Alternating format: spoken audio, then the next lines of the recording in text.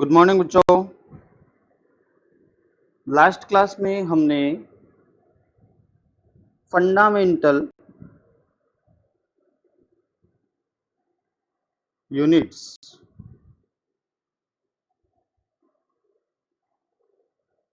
यानी मूल मात्रकों के, डेराइव्ड यूनिट्स यानी व्युत्पन्न मात्रकों और सप्लीमेंट्री यूनिट्स के बारे में डिस्कस किया था।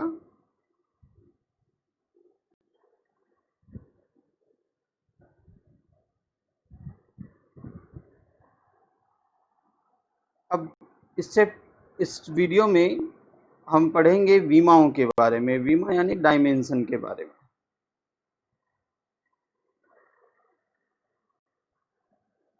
लेकिन डायमेंशन पर जाने से पहले हम एसआई सिस्टम यानी मात्रकों की अंतरराष्ट्रीय पद्धति के बारे में एक विशेष टॉपिक की बात करेंगे।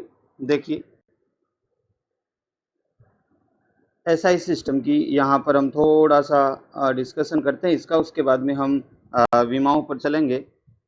एसआई सिस्टम देखिए भाई, एसआई सिस्टम ने तीन प्रकार के जो हैं वो तीन कैटेगरी के मात्रक परिभाषित किए थे: मूल मात्रक, पूरक मात्रक और व्युत्पन्न मात्रक। अब इसमें एक विशेष बात और है जो आपको यहाँ पर याद रखनी है। देखिए क्या है, इनके अलावा भी कुछ प्रचलित, बहुत पॉपुलर, बहुत ज़्यादा प्रयोग में लाई जाने वाली भौतिक राशियां हैं जिनके मात्रक भी डेराइव्ड थे, लेकिन उनको एसआई सिस्टम ने अलग तरीके से जो है वो रिप्रेजेंट करने का तरीका दिया। क्या है वो? मानते हैं हम कि सबसे पहले बल की बात करते हैं। बल यानी फोर्स, इसका हम मात्रक बनाने की कोशिश करते हैं और फिर देखते हैं कि इसके एसआई सिस्टम ने इसमें क्या चेंज किया। बल का जो सूत्र होता है वो होता है F बराबर ma, जहां पे F बल का सिंबल है, m द्रव्यमान का सिंबल है और a जो है वो त्वरण का सिंबल है। अब यदि हमें कोई कहे कि हमें इसका मात्रक निकालना है तो हम इसका मात्रक निकालने के लिए देखिए क्या करते हैं। F बराबर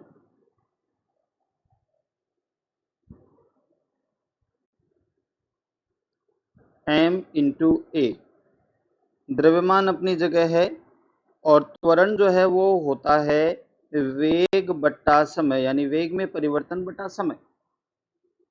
अब यहाँ पर हम आगे और बढ़ते हैं, m नीचे रह जाएगा, t नीचे रह जाएगा, वेग को हम लिख सकते हैं दूरी बट्टा समय। इस तरीके से हमें इसका मात्रक जो मिलेगा, देखिए यहाँ पर m जो है वो है हमारा पास द्रव्यमान। द्रव्यमान का जो मात्रक होता है वो किलोग्राम होता है। दूरी का मात्रक होता है मीटर और नीचे है एक ये समय और एक ये समय, दोनों समय का मात्रक हो जाएगा सेकेंड। तो नीचे जो हो जाएगा सेकेंड इंटू सेकेंड। इस तरीके से हमारे पास ये मात्रक बनेगा किलोग्राम इंटू मीटर बट्टा सेकेंड स्क्वायर। ये हमारे पास भला बल का मात्रक।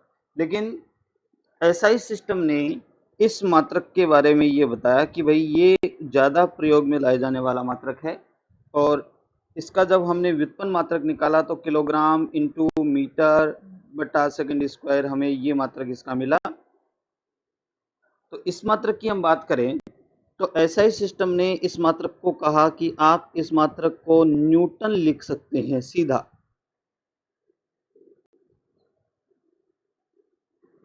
यानी कि कुछ बहुत प्रचलित जो भौतिक राशियां थी उनके मात्रक जब डेराइव्ड हमने निकाले तो वो बड़े, थोड़े से बड़े मिले हमें। तो उसके लिए एसआई सिस्टम ने क्या किया कि वैज्ञानिकों के नाम पर उनके मात्रक परिभाषित कर दिए।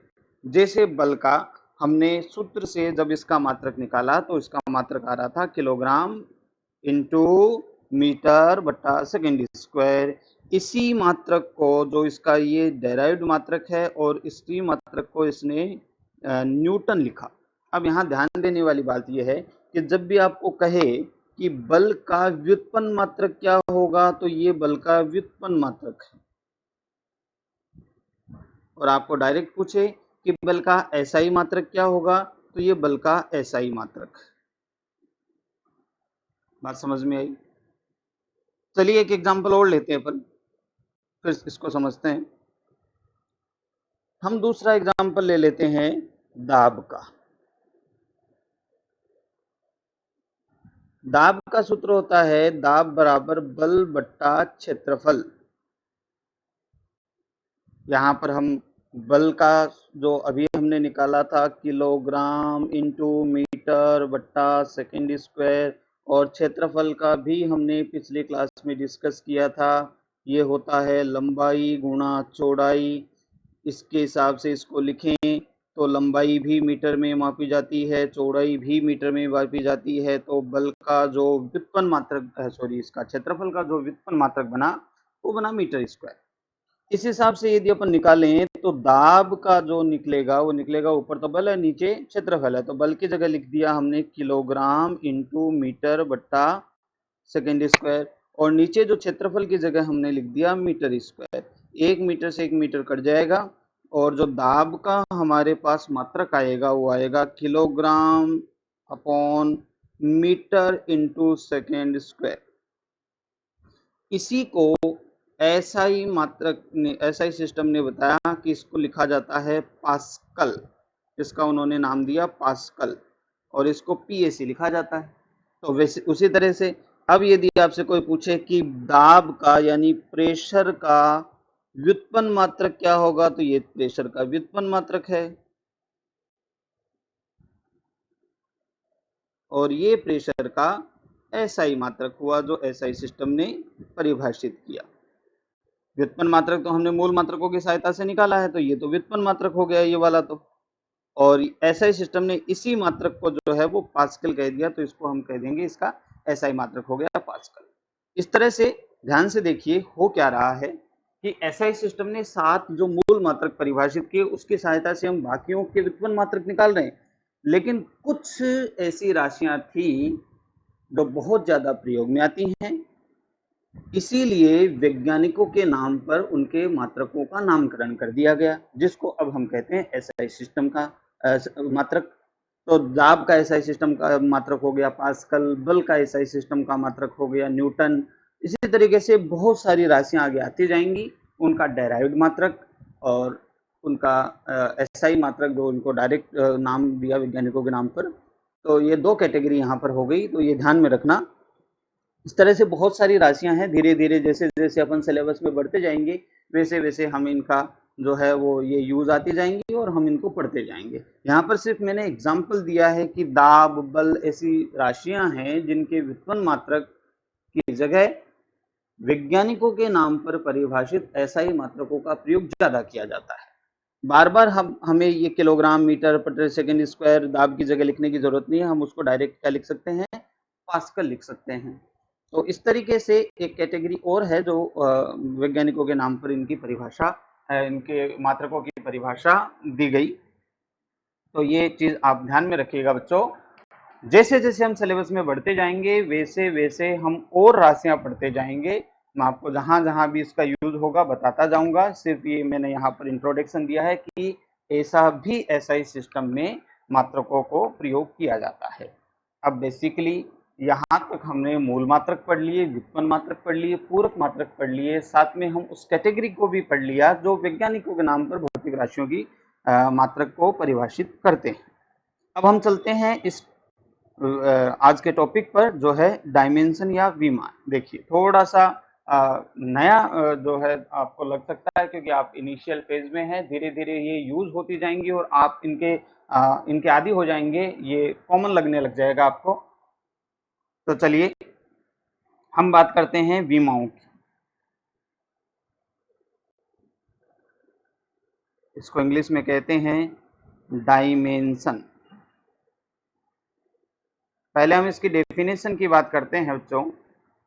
इसकी डेफिनेशन हो जाएगी व्युत्पन्न मात्रकों को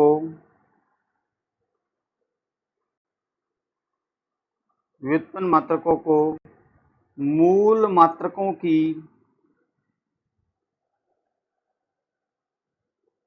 घातों के रूप में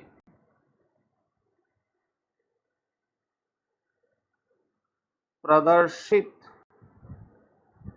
करने को विमा कहते हैं। क्या चीज है?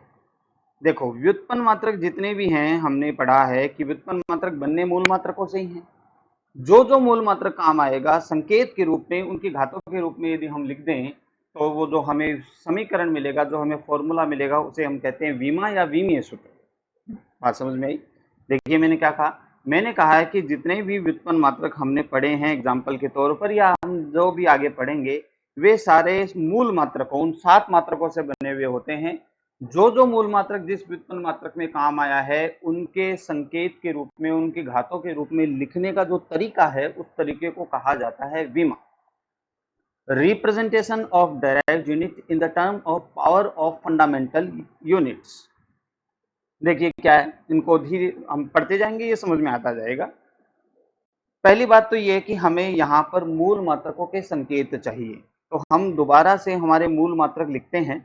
हमारा पहला मूल मात्रक था लंबाई, जिसका मात्रक हमारे पास था मीटर। दूसरा हमारे पास था द्रव्यमान, जिसका मात्रक था किलोग्राम। तीसरा हमारे पास था लंबाई, द्रव्यमान। तीसरा हमारे पास था समय, जिसको हम सेकेंड में मापते हैं। चौथा है हमारे पास ताप, जिसको हम केल्विन में मापते हैं। पांचवा हमारे पास है विद्युत धारा, जिसको हम एम्पियर में मापते हैं। छठा हमारे पास है पदार्थ की मात्रा, जिसको हम मोल में मापते हैं। और सातवां हमारे पास है ज्योति तीव्रता या प्रदीपन तीव्रता। ज्योति तीव्रता या प्रदीपन तीव्रता, जिसको हम कैंडेला में मापते हैं, सीडी। अब इनको विमाओं में लिखने के लिए हमें इनके संकेत चाहिए। तो देखो, लंबाई को इंग्लिश में कहते हैं लेंथ, इसीलिए इसका संकेत बनाया गया एल, कैपिटल एल। द्रव्यमान को कहते हैं मास, इसलिए इसका संकेत बनाया गया एम। समय को कहते हैं टाइम, इसलिए इसका संकेत बनाया गया टी। ताप के संकेत के लिए या तो काम आएगा के, या फिर कुछ जगहों पे थीटा भी ताप के रूप में यूज किया जाता है, या तो केल्विन के, और या फिर कई बार थीटा भी इसका यूज कर लिया जाता है। पांचवा है विद्युत धारा। विद्युत धारा का संकेत विमाओं में जो हमें लिखना है वो है कैपिटल ए। पदार्थ की मात्रा को हम मोल से ही रिप्रेजेंट करते हैं, और ज्योति तीव्रता वैसे ये जो है वो जनरली अपने सिलेबस तक काम नहीं आती, लेकिन इसको सीडी या कुछ जगहों पे सी से भी रिप्रेजेंट करते हैं।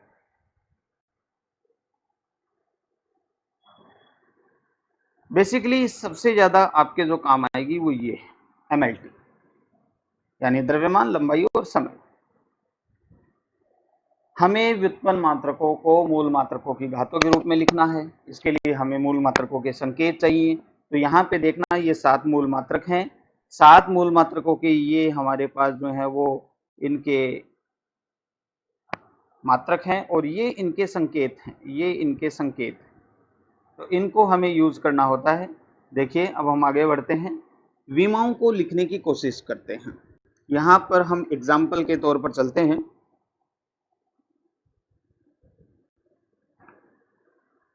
देखिए, सबसे बेसिक विमा हम शुरू करते हैं क्षेत्रफल से।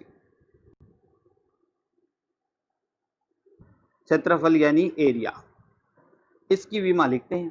तो हमें विमा लिखने के लिए सबसे पहले सूत्र चाहिए। यदि हमें पता है तो ठीक है, लेकिन इस लेवल पर जहां जहां विमाएं यूज हो रही होंगी, हम आपको सूत्र बताएंगे, किताब से आपको सूत्र मिलेंगे, और जैसे जैसे सिलेबस आगे बढ़ता जाएगा ये सारे सूत्र जो हैं वो आपको आपके प्रयोग होने लग जाएंगे, तो आपको याद भी हो जाएंगे।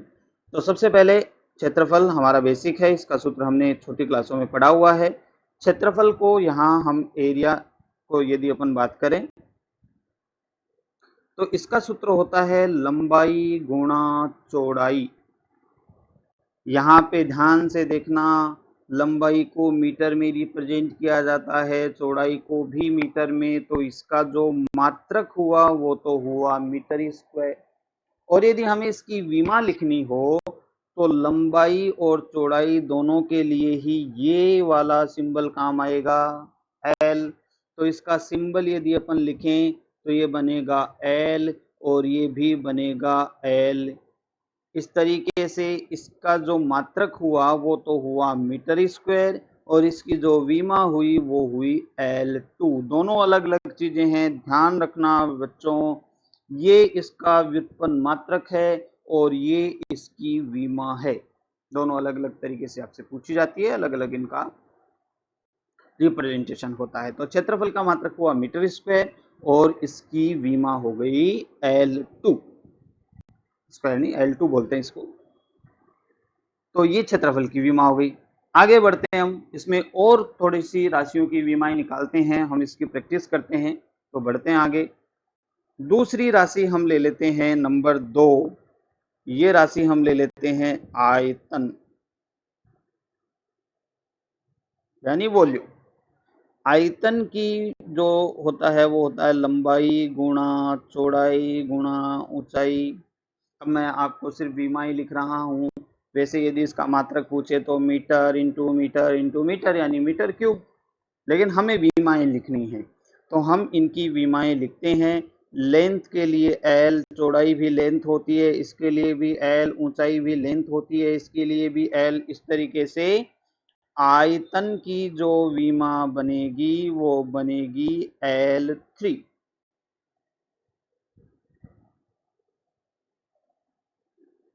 ठीक है भाई।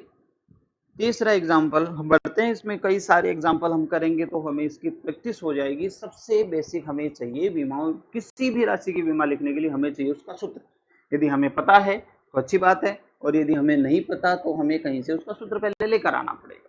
यदि सूत्र हमें पता है तो विमाएं आसानी से सोल्व हो जाएंगी। हमने यहाँ तक दो प्रकार की दो राशियों की विमाएं पढ़ी हैं, एक तो क्षेत्रफल की और एक आयतन की। तीसरी विमा हम अब पढ़ते हैं, यहां हम ले लेते हैं चाल। चाल का सूत्र होता है दूरी बटा समय। देखो बच्चों, दूरी के लिए संकेत ये रहा L और समय के लिए ये रहा संकेत विमाओं के लिए T। तो इसका जो हमारे पास जो विमा बनेगी, ऊपर तो दूरी है L आएगा, नीचे T है तो ये आएगा T। तो चाल का जो हमारे पास बना वो L, ऊपर L की पावर 1 है और T नीचे है, ऊपर जाएगा तो इसकी पावर हो जाएगी -1। देखो ये इसकी पावर 1 है, ऊपर इसको लेकर जाएंगे तो इसकी पावर जो है वो -1 हो जाएगी। तो इसकी विमा हो जाएगी हमारे पास -1। अब यहाँ पर मैं आपको एक चीज बता दूं बेटा कि डायमेंशन के लिए बेसिकली आपकी किताब जो यूज करती है वो MLT इस सूत्र को यूज करती है। यहाँ पर हमारे पास L और T तो आया लेकिन M नहीं आया, इसलिए किताबों में इसको इस तरह से रिप्रेजेंट भी किया जाता है कि M इसमें है नहीं तो M0, L इसमें है 1, T इसमें है -1। तो इस तरह से लिख दो चाहे इस तरह से लिख दो, ये दोनों ही सही है। तो चाल की जो विमा हो गई हमारे पास वो हो गई L1T-1। चलिए इसकी और प्रैक्टिस करते हैं, और विमाएं इसकी अपन लिखते हैं। 4 नंबर का एग्जाम्पल हम ले लेते हैं त्वरण, जिसको इंग्लिश में एक्सेलरेशन कहते हैं। त्वरण होता है वेग में परिवर्तन की दर, यानी त्वरण हमारे पास हो गया delta V upon delta T, या फिर हम इसको वेग बटा समय डायरेक्ट लिख देते हैं। इसकी जो डिटेल है तब अपन बात करेंगे, डेल्टा V और VT ये सारा जब हम इस टॉपिक को पढ़ेंगे। फिलहाल हमें इसका सिर्फ सूत्र से मतलब है, ये कहाँ से आया, क्या होता है, कैसे आया, कैसे यूज किया जाता है, ये सब हम पढ़ेंगे इसके जब हम इसके टॉपिक पर जाएंगे। फिलहाल हमें इसका सिर्फ सूत्र चाहिए। तो हमारे पास सूत्र आ गया कि त्वरण जो होता है वो होता है वेग बटा समय। अब देखिए बच्चों, त्वरण का रिप्रेजेंटेशन लिखते हैं ए से। तो वेग का विमा हम या तो यदि अपने को नहीं पता तो वेग की दोबारा अपन निकाल सकते हैं दूरी बटा समय से।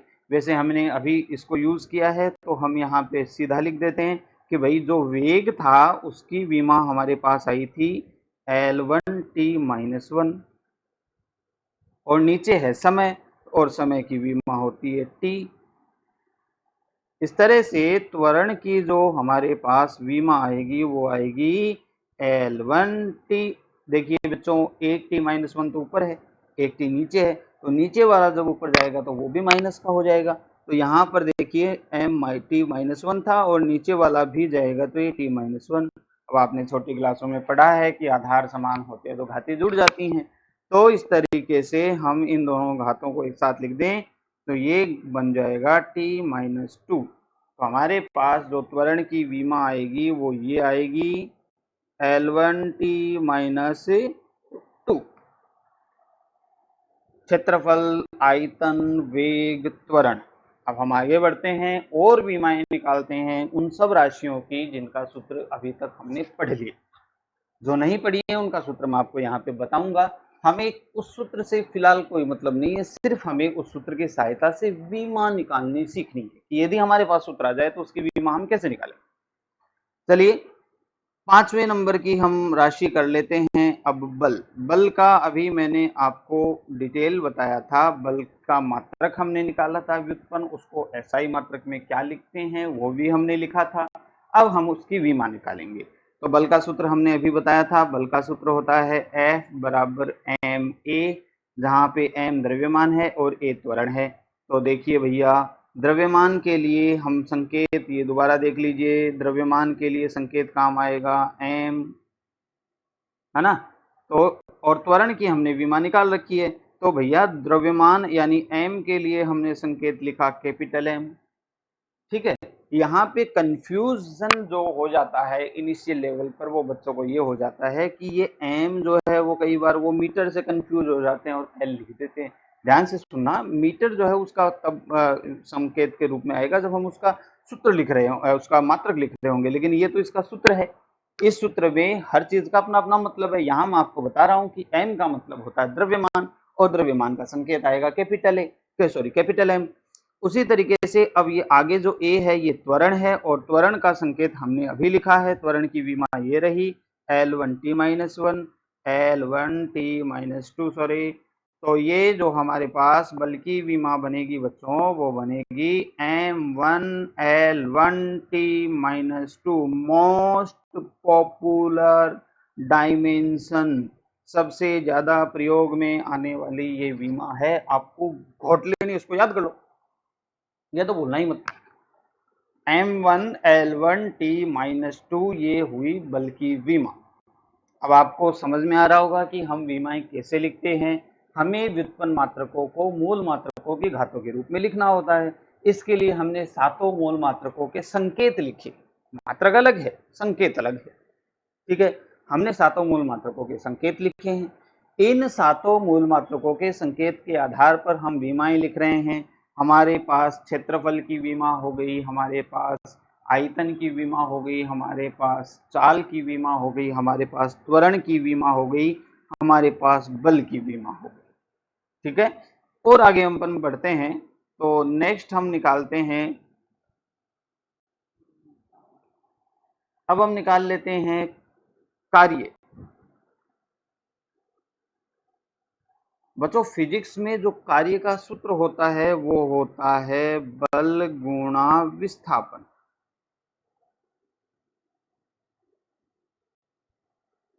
क्या होता है? बल गुणा विस्थापन। बल की विमा हमने लिखी है और यदि आपको नहीं याद हो तो उसी तरीके से निकालना जिस तरीके से हमने निकाली है। इनिशियल लेवल पर आप पीछे से डायरेक्ट लिखने की बजाय हर बार उसकी विमा निकालने का प्रयास करो। जैसे मैंने ये बल निकाला है, अब यदि आपको कहूं कि कार्य की विमा निकालनी है तो आप यहाँ पर बल की विमा दोबारा से निकालो, तब ये आपकी प्रैक्टिस में आएगी और आपको याद होती जाएंगी। तो विमाओं की प्रैक्टिस बहुत जरूरी है, बहुत इंपॉर्टेंट चीज है विमाएं फिजिक्स में। यहाँ से आप बेस स्ट्रॉन्ग कीजिए, बहुत काम आती हैं विमाएं। तो चलिए, कार्य का सूत्र हमारे पास हो गया बल गुणा विस्थापन। कार्य को लिखते हैं W से। तो बल की विमा मैं यहाँ डायरेक्ट यूज कर रहा हूँ, m1L1t-2 थी, और विस्थापन यानी एक जगह से दूसरी जगह के बीच की दूरी तो एक जगह से दूसरी जगह के बीच की दूरी जो है वो दूरी होती है, लंबाई होती है, इसलिए इसको हम लिख लेते हैं L। इस तरीके से हमारे पास जो कार्य की विमा बनेगी वो बनेगी M1 L2 T-2। ये हमारे पास कार्य की विमा होगी। ठीक है भाई, और आगे बढ़ते हैं। अब हम निकाल लेते हैं दाब की विमा। दाब हमारे पास सूत्र था दाब बराबर बल बट्टा क्षेत्रफल, ये दोनों ही विमा हमने निकाल रखी है, डायरेक्ट पुट कर दो यहाँ पर। बल की विमा हो गई M1 L1 T-2 और क्षेत्रफल की विमा हमने निकाली है L2। ये सारी आपको यदि इसकी प्रैक्टिस होनी चाहिए, याद तो सारी करना जो है वो इतना पॉसिबल नहीं होता सब विमाओं को याद करना, लेकिन आपकी प्रैक्टिस होनी चाहिए कि कोई भी चीज आ जाए उसकी विमा आप तुरंत निकाल सको, बस उसका सूत्र आपको याद हो तो आप उसकी विमा निकाल सकते हैं। तो हमारे पास हुआ दाब का जो सूत्र हुआ वो हुआ बल बटा क्षेत्रफल। बल की विमा हमने ऊपर से उठाकर लिख दी और क्षेत्रफल की विमा भी हमने ऊपर से उठाकर लिख दी। तो इस तरीके से देखो ये L जो है ऊपर तो पावर 1 है और नीचे पावर 2 है, एक से एक कट जाएगा और नीचे जो बचेगा वो L1 बचेगा। ठीक है, और इसको हम ऊपर ले जाएंगे तो ये पावर माइनस में चला जाएगा। तो इस तरीके से दाब की जो विमा हमें मिलेगी वो मिलेगी M1 L-1 T-2। तो ये हमारे पास हुई दाब की विमा। ठीक है भाई, और हम इसका और एग्जांपल कर लेते हैं। तो चलिए 8 नंबर विमा हम निकालते हैं। आपने ऊर्जा पढ़ी है, ऊर्जा के बहुत सारे आपने स्थितिज ऊर्जा, गतिज ऊर्जा। चलिए हम फॉर एग्जांपल यहाँ पे गतिज ऊर्जा की विमा निकाल लेते हैं। गतिज ऊर्जा यानी काइनेटिक एनर्जी की हम विमा निकालने की कोशिश करते हैं। तो इसका सूत्र आपने छोटी क्लासों में पढ़ा है। गतिज ऊर्जा का सूत्र होता है 1/2 mv²। ध्यान से देखना, काइनेटिक एनर्जी का फॉर्मूला हो गया 1/2 mv²। 1/2 कांस्टेंट वैल्यू है, निश्चित मान है, इसकी कोई विमा नहीं है। विमाएं हमें जो लिखनी है वो लिखनी है m की और v की। ध्यान से देखो, अब यहाँ पे m द्रव्यमान है, द्रव्यमान की विमा हम लिखते हैं कैपिटल M, और वेग की यानी वेग और चाल, ये यहाँ देखिए वेग और चाल की विमाएं सेम होती है। इनमें क्या माइनर डिफरेंस होता है वो हम आगे पढ़ेंगे, लेकिन फिलहाल वेग और चाल की बात आप मान के चलिए, एक ही विमा होती है इनकी। तो यहाँ पे देखिए कि वेग की विमा हमारे पास ये रही, इसको हम उठा के यहाँ रखते हैं। तो देखिए भाई, द्रव्यमान की जगह हमने लिख लिया L, वेग की विमा हमारे पास हो गई L1 T-1 और हमने इसको स्क्वायर कर दिया। तो घात की घात गुणा होती है, ये घातांकों के नियमों में आपने छोटी क्लासों में पढ़ा है। तो ये m हो जाएगा और इसको हम लिख देंगे L2 T-2। फिर एक साथ काइनेटिक एनर्जी का फॉर्मूला लिखेंगे तो M1 L2 T-2। यहाँ पर मैं आपको एक चीज फिर से बता दूं, देखिए कार्य की विमाएं हमें ये मिली थी M1 L2 T-2, और जब हमने गतिज ऊर्जा भी निकाली तो भी यही विमाएं, यानी कि फिजिक्स में दो राशियों की विमाएं समान हो सकती हैं, जैसे कार्य और ऊर्जा। तो इनको समविमीय राशियां कहते हैं। इनसे रिलेटेड क्वेश्चन बनते हैं, आगे जब हम इनके क्वेश्चन करेंगे तो ऑब्जेक्टिव क्वेश्चन इससे रिलेटेड बनते हैं कि निम्न में से कौन सी राशियों की विमाएं बराबर होती हैं, इस तरीके से क्वेश्चन इसमें बनते हैं। तो यहाँ पर बेटा अब हम बात करें आगे कि भाई ये दोनों राशियां की विमा बराबर है, तो भौतिक रूप से फिजिक्स के आधार पर ये दोनों राशियां एक ही जैसी होती, एक ही होती हैं। अलग अलग इनका तरीका होता है रिप्रेजेंटेशन का, ये अलग अलग जगहों पर काम आती है, लेकिन इनकी विमाओं के आधार पर यह कहा जा सकता है कि ये दोनों जो हैं वो एक जैसी राशियां हैं। क्लियर है? यहां तक हमने कुछ राशियों की विमाएं पढ़ी, साथ में हमने पढ़ा कि कुछ ऐसी राशियां होती है जिनकी विमाएं बराबर हो सकती हैं। अब हम आगे बढ़ते हैं। 9 नंबर पर एक ऐसी राशि लेते हैं जिसका सूत्र तो है, उसका मात्रक भी है, लेकिन उसकी विमा नहीं बनती। देखिए कौन सा है। हम कोण निकालते हैं। कोण, इसका सूत्र होता है चाप बट्टा त्रिज्या। ठीक है भाई। तो चाप बट्टा त्रिज्या, हम चाप को लिख सकते हैं, ये लंबाई है, ये भी त्रिज्या है। कल त्रिज्या भी लंबाई है, कल हमने इसको बना के देखा था कि चाप, तो चाप का जो यहाँ पर लंबाई है तो उसकी विमा हम लिखने का प्रयास करेंगे तो एल, और त्रिज्या भी लंबाई है उसकी विमा हम लिखने का प्रयास करेंगे तो एल। एल से एल कट जाएगी तो थीटा की कोई विमा नहीं बनेगी, इसलिए हम कहेंगे कि थीटा की जो विमा आती है वो आएगी m0 l0 t0, यानी कोई विमा नहीं है। ऐसी राशियां जिनकी कोई विमा नहीं होती उनको कहा जाता है विमाहीन राशियां, डायमेंशनलेस क्वांटिटी कहा जाता है इनको।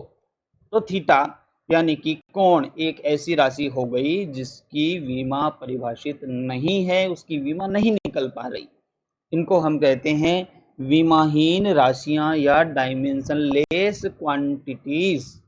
समझ में आई बात। अब हम आगे बढ़ते हैं 10 नंबर के एग्जाम्पल के तौर पर। अब हम निकालते हैं एक ऐसी राशि जैसे जिसको अपन जैसे मान लीजिए उदाहरण के तौर पर अपन ले लेते हैं आवृत्ति। अब आपको 11th क्लास में इनिशियल जब बच्चा पढ़ता है तो इन सब चीजों के मतलब उसको पता नहीं होते। आवृत्ति क्या है, ये ऊर्जा क्या हो गई, गतिज ऊर्जा क्या हो गई, कुछ सुने हुए होते हैं कुछ नहीं है। तो यहाँ पर आपको इस डिटेल में जाना ही नहीं है कि आवृत्ति क्या होती है, हमें यहाँ उसका सिर्फ सूत्र चाहिए। तो आवृत्ति का सूत्र होता है, वो होता है 1/, आवर्तकाल। अब यहां से देखो आवर्तकाल, काल का मतलब होता है समय, तो आवर्त का समय है ये, तो वास्तव में ये जो है वो हमारे पास है 1/, समय। तो आवृत्ति को हम लिखते हैं फ्रीक्वेंसी एफ से। इसका जो सूत्र बना वो हमारे पास 1/, समय बना, और समय की जो विमा बनेगी वो 1/t। इस तरीके से आवर्ती की जो विमा बनेगी वो t-1 बनेगी, या फिर हम इसको उस तरह से लिखें तो m0 l0 t-1, ये हमारे पास हो गई आवर्ती की विमा। ठीक है भाई।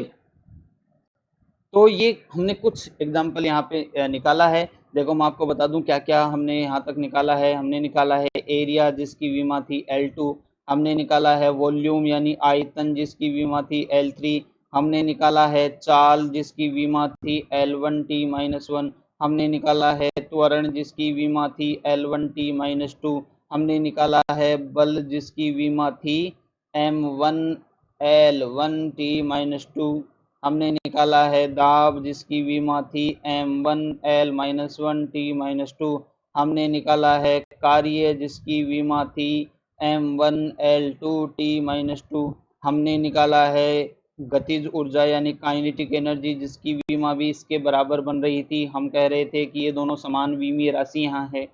हमने निकाला है कोण जिसकी कोई विमा नहीं थी m0 l0 t0, हमने कहा ये विमाहीन राशि है।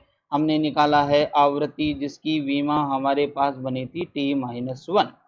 इस तरीके से हमने क्या किया, हमने कुछ राशियों की विमाएं निकाल कर विमाओं को सॉल्व करना, विमीय समीकरण लिखना सीखा है। तो इस तरीके से हम जो है वो समीकरण विमाओं के बना सकते हैं। और भी बहुत सारी राशियां हैं, बहुत सारी राशियां, जैसे जैसे हम सिलेबस में आगे बढ़ते जाएंगे वैसे वैसे इन राशियों को हम सॉल्व करते जाएंगे। अब बात करते हैं इनके कुछ और एग्जाम्पल्स की। अब कुछ ऐसी राशियां होती हैं जिनका फॉर्मूला हमें दिया जाता है और वहां से जो है वो विमाएं निकाली जाती हैं। भाई ये तो डायरेक्ट भौतिक राशियां थी जिनका सूत्र हमें पता था। अब देखिए कुछ और लेवल के इसमें अपन क्वेश्चन करते हैं, तो अपन बोर्ड साफ कर लेते हैं अपना। और देखिए मान लीजिए क्वेश्चन आपको दिया गया है कि सार्वत्रिक गुरुत्वीय नियतांक की विमा क्या होगी। अब ये जो क्वेश्चन हमसे पूछा है उसमें जिस चीज की हमें विमा निकालनी है वो है सार्वत्रिक गुरुत्वीय नियतांक, universal gravitational constant, gravitational universal constant, इस चीज की हमें विमा निकालनी है। तो सबसे पहले तो हमें वो फॉर्मूला चाहिए जहां पे यूनिवर्सल ग्रेविटेशनल कांस्टेंट यूज होता है और उस आधार पर हम उसकी विमा निकालेंगे। डरने की बात नहीं, ध्यान से देखना क्या है। यहां पर मैं आपको फॉर्मूला बता देता हूं। गुरुत्वाकर्षण में क्या होता है कि हमारे पास दो द्रव्यमान होते हैं। जैसे मान लीजिए ये द्रव्यमान है m1 और ये द्रव्यमान है m2, इनके बीच की दूरी मान लीजिए r है। तो इन दोनों के बीच में गुरुत्वाकर्षण का बल लगता है, ये आपने छोटी क्लासों में पढ़ा है। कितना बल लगता है इसके लिए सूत्र होता है F बराबर capital G m1 m2 upon r², इतना बल लगता है। कहाँ से आया, कैसे यूज होता है, फिलहाल इस पर जाना ही नहीं है। फिलहाल सिर्फ सूत्र चाहिए, कहीं से मिलते ही हम उसकी विमा सोल्व कर लेंगे। इसमें ये जो कैपिटल जी है ना, ये वाला, ये कैपिटल जी, इसे कहते हैं सार्वत्रिक गुरुत्वीय नियतांक यानी यूनिवर्सल ग्रेविटेशनल कांस्टेंट। ये है हमारा सार्वत्रिक गुरुत्वीय नियतांक, हमें इसकी विमा निकालनी। और बाकी जो है वो उसका संकेत क्या हो गया कि F तो बल है भाई, है ना, m1 और m2 दोनों द्रव्यमान है, r जो है वो दूरी है और g जो है वो सार्वत्रिक गुरुत्वीय नियतांक है। इस आधार पे हम इन सब की विमाएं लिखेंगे और g की विमा निकाल लेंगे। सबसे पहले तो जिसकी विमा हमें निकालनी है उसको एक साइड कर लो। तो यहाँ से देखो g को एक साइड रख लेते हैं और ये r इधर चला जाएगा और m1 m2 नीचे चला जाएगा। तो ये कुछ यूं बनेगा, गुरुत्वीय सार्वत्रिक नियतांक की विमा F(r²) और नीचे चला जाएगा m1 और m2। ठीक है भाई। अब देखो इन सब की विमाएं हमने सोल्व कर रखी हैं, तो वहां से विमाएं निकालते हैं और लिख देते हैं। सबसे पहले बल की विमा, तो बल की विमा हमारे पास थी m1L1T-2, ये हमारे पास बल की विमा थी। दूरी के लिए लिखते हैं L, लेकिन यहाँ दूरी का स्क्वायर है तो ये बन जाएगा L2। और नीचे द्रव्यमान है, m1 भी द्रव्यमान है तो उसके लिए भी कैपिटल M काम आएगा और m2 भी द्रव्यमान है उसके लिए भी कैपिटल M काम आएगा भाई। तो इस तरीके से हमारे पास सार्वत्रिक गुरुत्वीय नियतांक कुछ यूं बना बेटा, ऊपर वाले को एक साथ लिख दो तो ये बन जाएगा m1L3 और T-2 और नीचे वाला हमारे पास बनेगा, नीचे वाला हमारे पास बनेगा m2। तो एक ऊपर m है, एक से एक कट जाएगा, नीचे एक बचेगा, जो ऊपर जाएगा तो माइनस का हो जाएगा। तो ग्रेविटेशनल सार्वत्रिक नियतांक की जो विमा बनेगी वो कुछ यूं बनेगी m-1L3T-2। ठीक है भाई। अब आप देखिए क्या हो रहा है कि हमें एक क्वेश्चन दिया गया था जिसमें हमें एक राशि के बारे में, कांस्टेंट के बारे में विमाएं पूछी थी। तो हमें सबसे बेसिक जरूरत जो इस चैप्टर में है वो उस सूत्र की है जहां पे वो होता है। जिसकी भी विमा निकालनी है तो उसका अपने को सूत्र चाहिए। सीधी बात एक है, सूत्र मिल गया तो हम उसकी विमा सोल्व कर सकते हैं। अब हमें उस सूत्र को यूज करना चाहे ना आता हो, हमें इसका कोई मतलब नहीं है। फिलहाल जैसे जैसे हम इस चैप्टर को पढ़ेंगे तब इसका मीनिंग समझ में आएगा हमें, लेकिन सूत्र यदि है तो विमा निकल जाएगी। बात समझ में आई। तो हमने अब चलिए कुछ और एग्जाम्पल हम मान लेते हैं, इसमें कर लेते हैं।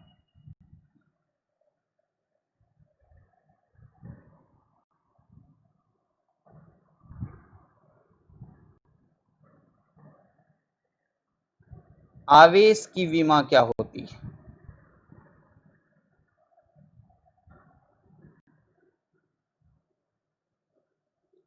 ये भी बहुत इम्पोर्टेंट राशि है, बहुत ही, जो मैंने आपको बल बताया था उस तरीके से आवेश भी बहुत ज्यादा उपयोग आता है। तो देखिए सबसे पहले हमें वो सूत्र चाहिए जहां आवेश होता हो। तो ध्यान से सुनिए, इसके लिए आपको करना क्या है।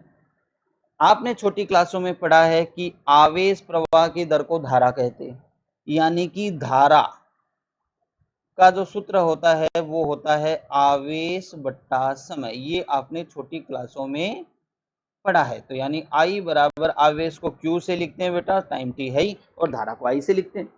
तो हमारे पास I बराबर Q बट्टा T बना, और Q की हमें विमा चाहिए तो Q बराबर बन गया I इंटू T। अब देखिए भैया, आई जो है वो धारा है, विद्युत धारा है। विद्युत धारा जो है वो मूल मात्रकों में था, जिसका संकेत होता है कैपिटल ए।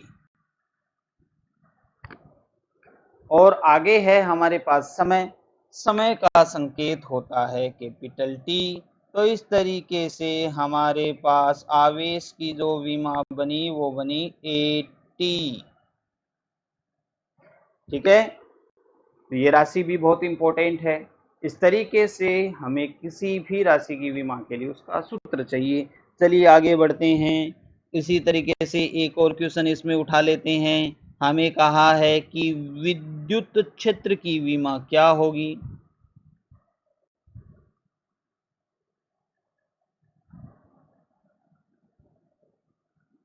देखिए, हमें विद्युत क्षेत्र की विमा निकालनी है। फिर से वही प्रॉब्लम कि हम जानते ही नहीं विद्युत क्षेत्र क्या होता है, क्या इसका मतलब होता है। लेकिन बार बार रिपीट कर रहा हूं कि हमें यहाँ पर उस वर्ड की डिटेल में जाना ही नहीं है कि वो क्या है, हमें सिर्फ उसका सूत्र चाहिए।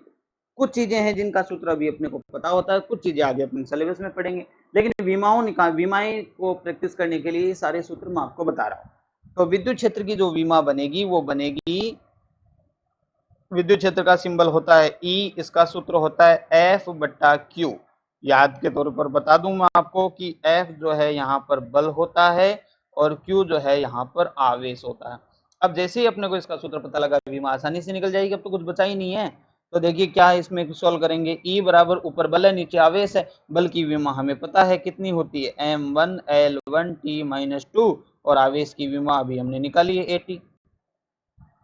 तो इस तरीके से ध्यान से देखना, E बराबर यानी विद्युत क्षेत्र की विमा क्या बनेगी, M अपनी जगह है ही, उसमें कोई चेंज नहीं, L अपनी जगह ही, T ऊपर तो -2 है, एक नीचे है, तो नीचे वाला जब ऊपर जाएगा तो माइनस का बन जाएगा, तो T बन जाएगा -3, और A भी नीचे है, ऊपर जाएगा तो माइनस का बन जाएगा, तो A -1। इस तरीके से हमारे पास ये हो गई विद्युत क्षेत्र की विमा।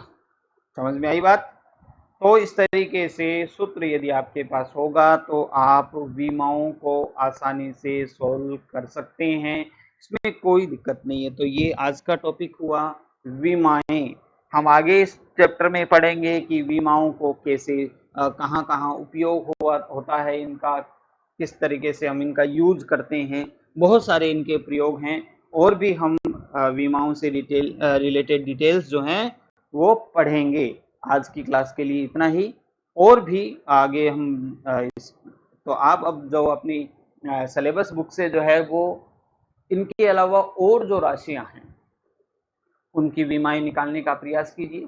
उनका सूत्र आपको किताब में मिल जाएगा।